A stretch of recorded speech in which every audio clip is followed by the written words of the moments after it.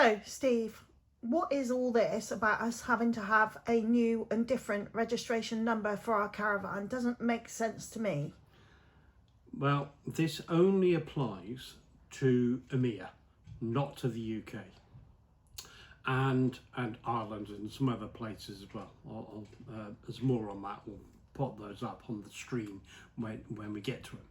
But in terms of Europe, it also doesn't apply to all the states in Europe either, like Spain and things like that. But again, more on that too. Now, what it has meant for us is that we have to have another registration plate, which is a little square one, little white one with a load of numbers and a letter on it, which has to be displayed on the back of your caravan. Now, this is not a new law. This is the caravan piece is the new bit. Previously, you have to have it on trailers, but now you have to have it on caravans as well, even though they're being pulled by a car, right? Which has a registration number on it, front and back. But now they want another one just for the trailer. So I'm going to go into that in slightly more detail. Okay, first of all, two things in that. What the hell is EMEA? And the second one is, when does this come into effect then? All right, well, the second part we'll deal with first. So it started in August. That's when the Caravan Club announced it. I'm sure there was others, but that was the first place I saw it. So that was in August 2025. Luckily, we were not going to anywhere near France and things anyway. We were going to Spain, which doesn't apply. Anyway, that's another problem. And now the first bit is, what is EMEA? So EMEA is stands for Europe, and they have a whole load of countries which are in a gang. So and their gang is called EMEA. And it's like France would be in it, Austria would be in it, Switzerland's in it, Italy's in it, yada yada yada. There's a whole load, and whatever one rule is made for one, they all take it on. So that's what that is. Been around for years. Okay, well, that completely bypassed me. Okay, this is what I saw from the c&mc, that I'm now required to register my caravan with a number plate, as you can see on that picture there, to which we never had to do before, but now we do. But this only applies in Europe, but not to Spain and Ireland. Okay, so I just did a general search, and yes, for European travel, it says you need one for over 750 kilograms, and I'm also going to need a UK sticker. Well, okay, I thought I'll just go on the government website and register my caravan.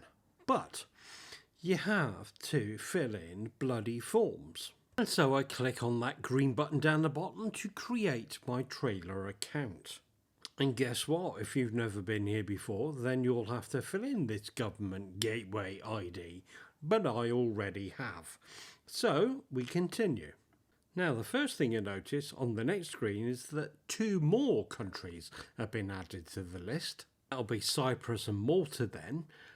Yes, 750 grams, register my trailer to take aboard, create an account, well, that should be before the register, and then a great big section on manage. So for example, as it says there, for example, if you sell. So I manage this account, they don't. Oh, and one more thing. Well, no, 2 more things really. You need the actual VIN number of the actual caravan itself in order to fill it in, and you'll have to pay £26 to register a trailer for the first time.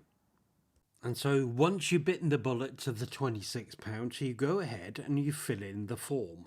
Now you get the form presented online. This is a printed copy of it, but quite crucially, I've only got 5 working days in order to get my registration plate.